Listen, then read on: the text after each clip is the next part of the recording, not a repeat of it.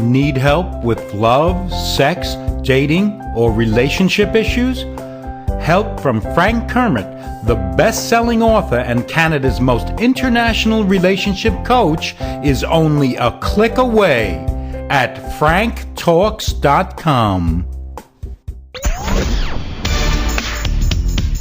You're listening to The Art of Love with your host, Lucia, right here on LA Talk Radio.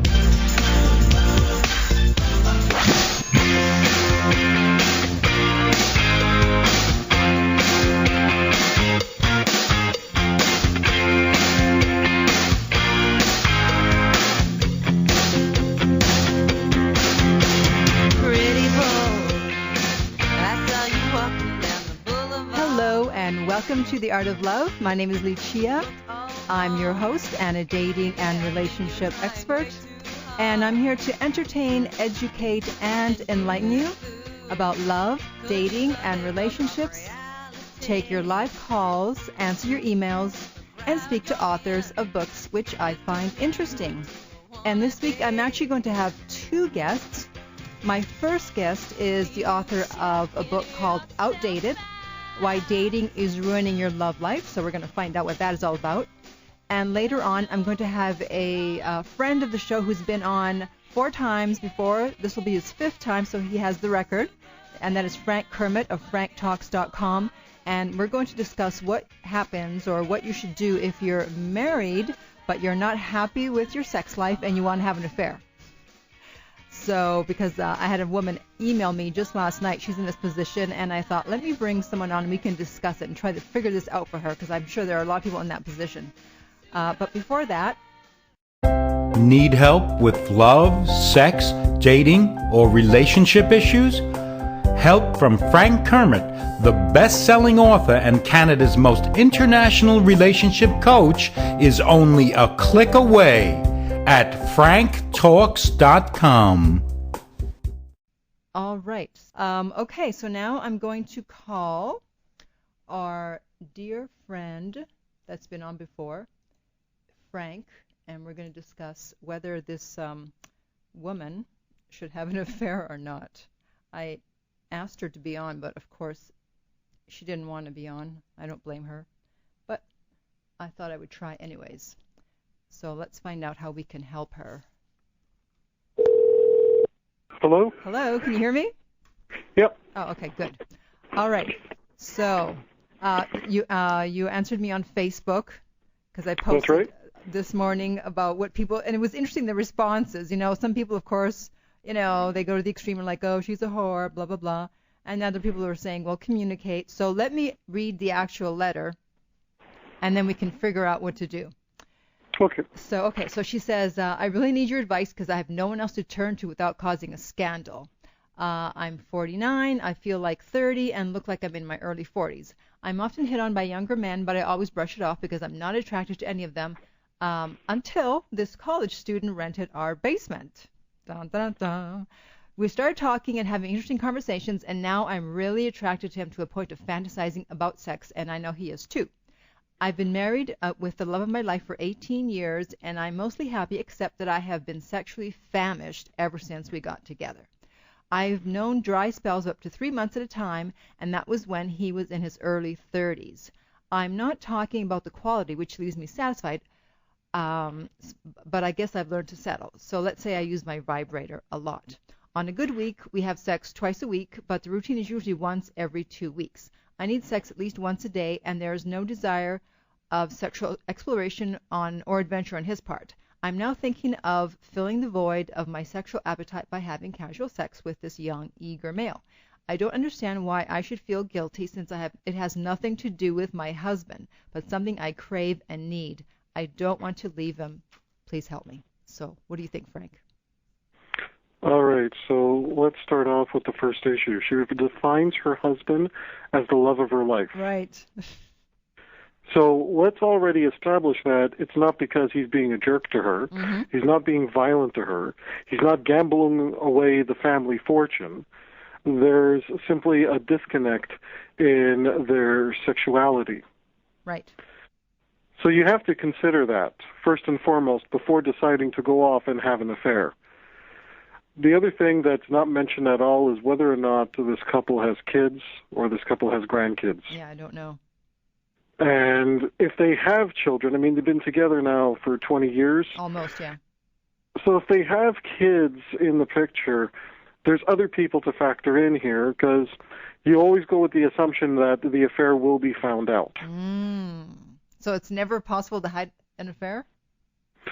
Is it possible to hide it? Yes. It's possible, yeah. However, what happens when the affair gets found out? Maybe her husband might suspect something, because this is obviously not going to be a one-night thing. This is going to be an ongoing thing. If he starts to suspect, maybe he'll set up some hidden cameras just to be sure. This is how some couples have gotten caught having an affair. Why go down that path? If he really is the love of her life, and the sex itself is satisfying. Okay, this is not a question that the sex is not satisfying. Right. It is satisfying. It's just not happening often enough. Right. Talk to the love of your life before you risk losing the love of your life. Right. For all we know, he may very well be open to the idea of trying something different. I mean, she says that she's been sexually starved for 20 years. Yes. Has she ever talked to him about it? Have they discussed this? I wonder. I mean, you would think that they would have in 20 years, don't you? Well, here's the issue for me. If I hear somebody say, I've been starved for sex or starved for any one particular element for 20 years in a long-term relationship, the question that I have is, if you've never talked about it before, chances are that the frequency excess is not the major issue in this relationship. There's probably an underlying, deeper issue going on between this couple. Oh, I see. So, like, what do you mean? Okay, let's get very specific here with this couple. Okay. If they've been together for 20 years and it never came up that she wanted more sex, that's an issue that this couple is not communicating. Maybe she doesn't feel she can be completely honest. Maybe she feels that he can't handle her sexuality. Maybe she's never been comfortable with her own sexuality. This problem didn't just come out of the blue. Right. This has been an ongoing problem. Have they ever discussed it? Has she ever had a, pardon the pun, a frank discussion with the love of her life that she's not sexually satisfied? And if she can't have that discussion with him, that's the key issue here that's lacking in her marriage, not the frequency of sex. The frequency of sex, or let's be clear here, her unhappiness with the frequency of the sex. That's a symptom of the deeper issue of whether or not they've talked about it.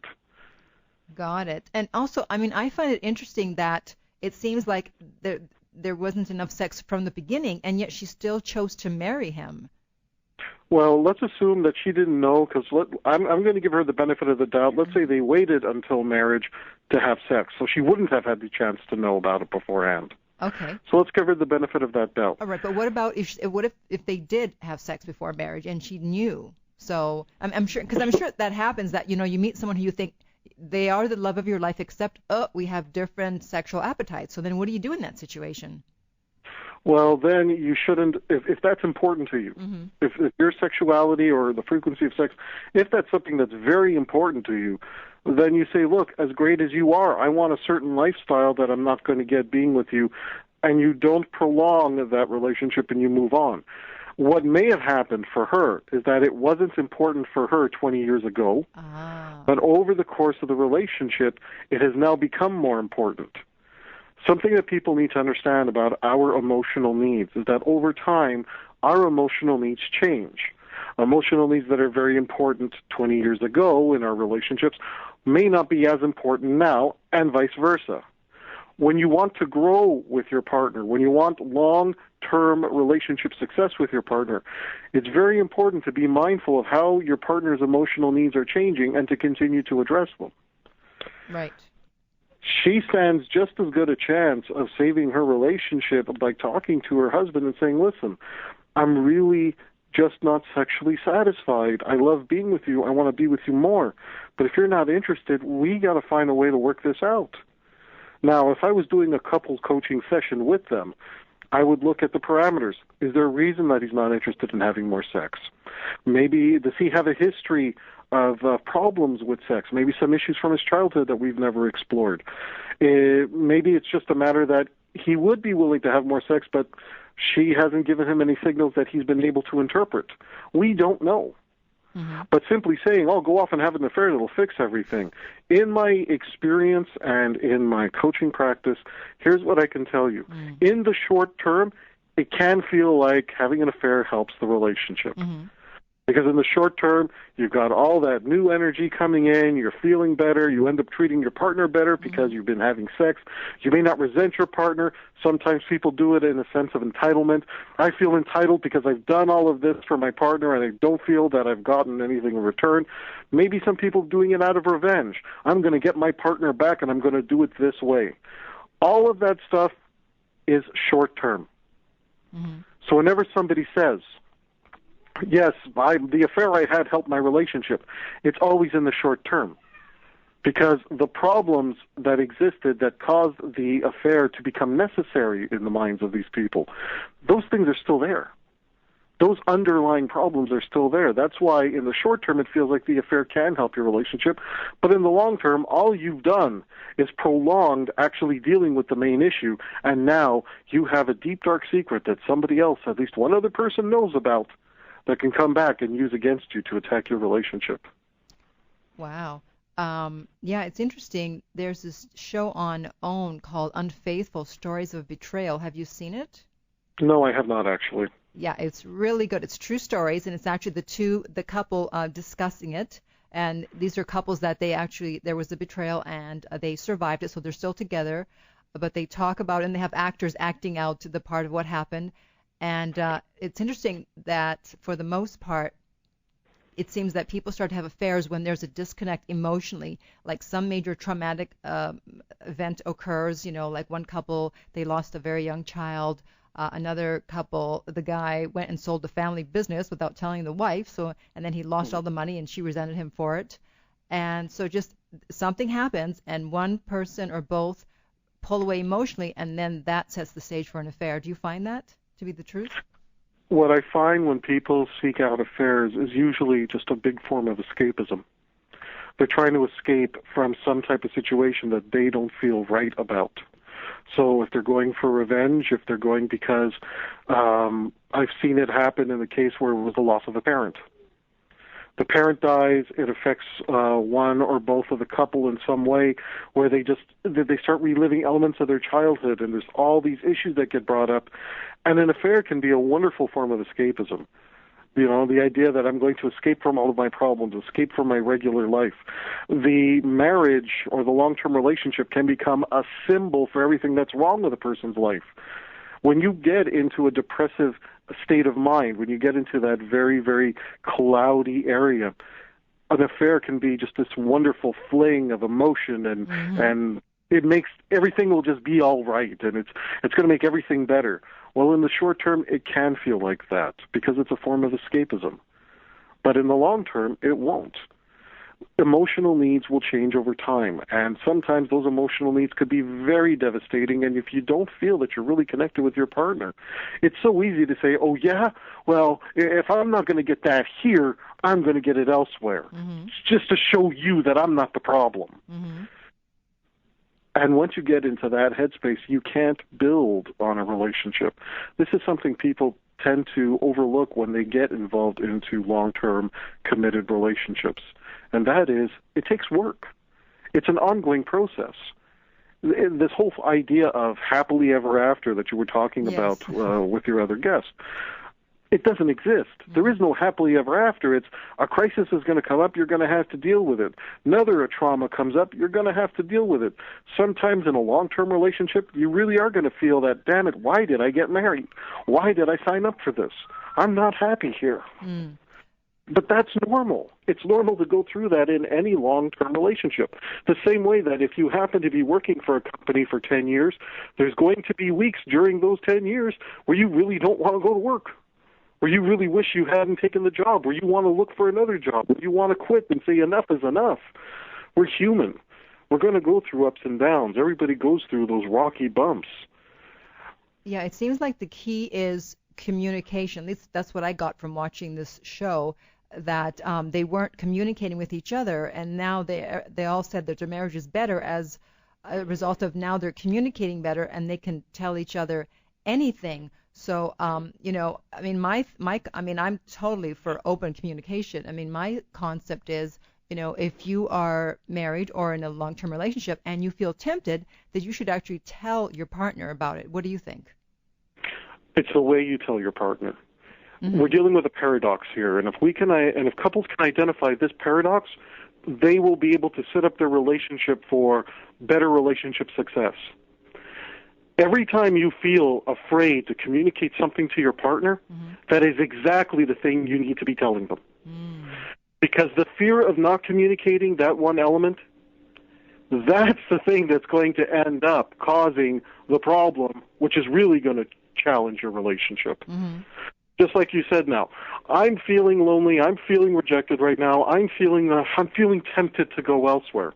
Well, I'm going to go to my partner and I'm going to say, you know what, I'm just not feeling it right now. I feel that you're pushing me away, or I don't feel that I'm loved. And you know, it's like, it's hard not to be tempted. Now, that's a very scary thing to want to tell a partner, because you're not sure how your partner is going to react. The irony is, if you don't start sharing that type of information with your partner, hiding it, going off having an affair thinking, oh, my partner will never know, these are the types of things that become the real culprits. Usually, when someone goes into an affair, the affair is not the reason why people break up. This is why just the act of infidelity alone isn't enough to break up a couple. Mm-hmm. An affair is usually a symptom of what the deeper problem is. If you can't fix the deeper problem, people assume you broke up because of the affair. If you can solve the deeper problem, the affair was just a symptom. And you can manage that, and you can still survive in your relationship with it.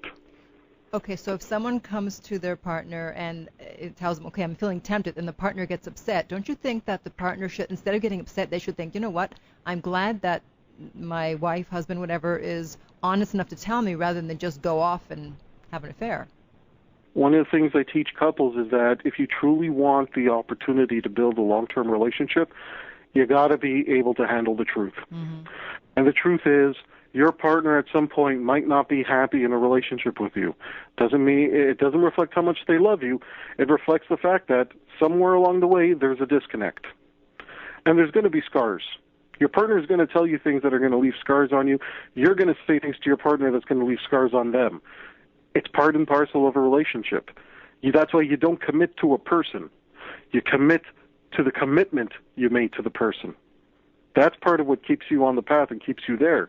So when your partner comes up and tells you something you don't really want to hear, you need to be mindful of the fact that, yes, I should be glad that my partner is sharing this with me, because it would be worse if they didn't.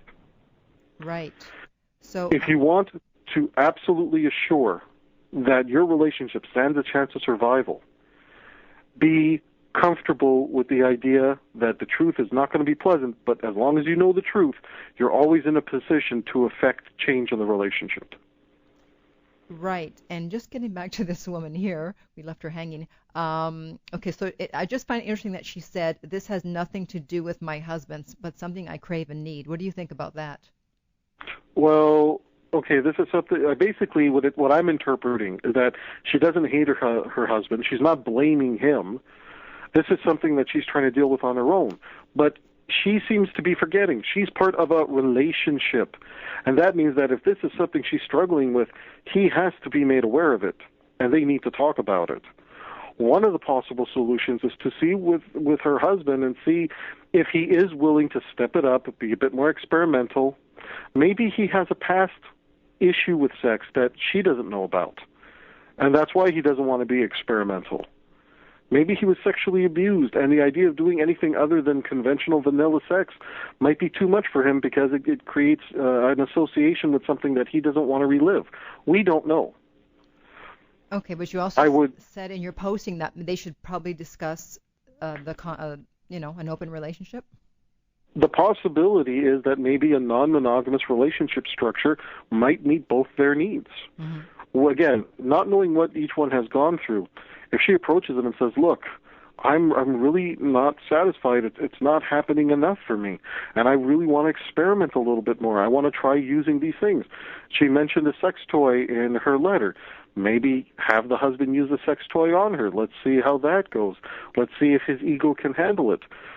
He might be aware that she's unhappy and he's really struggling with the concept. Maybe he doesn't feel he can approach her and say, well, maybe we should consider trying other things, including trying a non-monogamous relationship structure. It's not for everybody. Mm-hmm. Do you the same way that monogamy is not for everybody, right, non-monogamy is not for everybody. Do you think? But as long as do you think go ahead. We only have a few minutes here. That's why I'm cutting you off. Do you think that she should tell him she wants to be with the guy in the basement or not? I don't think she should bring that up because the idea is that, look, she has been tempted. I do think, however, getting involved with someone who is renting a space, you don't go to the bathroom where you eat. Mm-hmm. And if they do decide to try and work this out and either maintain their monogamy, but for them to change something in their sex life, or even if they try something non-monogamous, doing so with the person who's renting the room in your home, not a good idea. Mm-hmm. Don't mix sex and money. I would also go as far as to say that if she can work this out with her husband, it might be a good idea to encourage the person who's renting the space from them to move on. Because whether or not they decide, okay, well, we just won't pursue this attraction, this setup is still a threat to the marriage. That's right. And if she doesn't want to lose her marriage, it might be a good idea to say, hey, bucko, I've actually worked it out with my husband, and I really don't want to continue to have the temptation here, and maybe we should end this rental arrangement. Wow. That's what I would suggest. Oh, no. Now we're going to get a guy evicted. Okay, well, thank you so much for being on. Your website is, of course, franktalks.com. You have tons of interesting books and material there, and, of course, I've had you on the show 4 times before. We've talked about a lot of things, so thanks for coming on today. Anytime, Lucia. It was my absolute pleasure. Okay, take care. Bye-bye. Bye. All right, wow. He had a wealth of information. I was going to give her advice, but I wasn't going to give all that advice. That's really good. So hopefully she's listening. If not, she can always hear it on the replays, on the archive. But that is the end of the show for today. I'd like to thank my guests, of course, Samhita, which I don't know how to pronounce her last name, and then finally Frank Kermit of franktalks.com. My website is theartoflove.net, where you can sign up for my free weekly newsletter and see what's up with me, amongst other things. There's lots going on. I just redid the homepage, so go there and see the new homepage. And my book is Lucia's Lessons of Love, available at lessonsoflove.net. And until next time, remember that love inspires, empowers, uplifts, and enlightens. Need help with love, sex, dating, or relationship issues? Help from Frank Kermit, the best-selling author and Canada's most international relationship coach, is only a click away at franktalks.com. franktalks.com. franktalks.com. franktalks.com.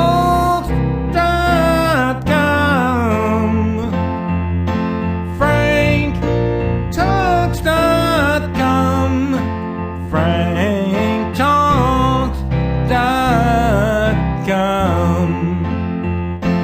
Frank Talks.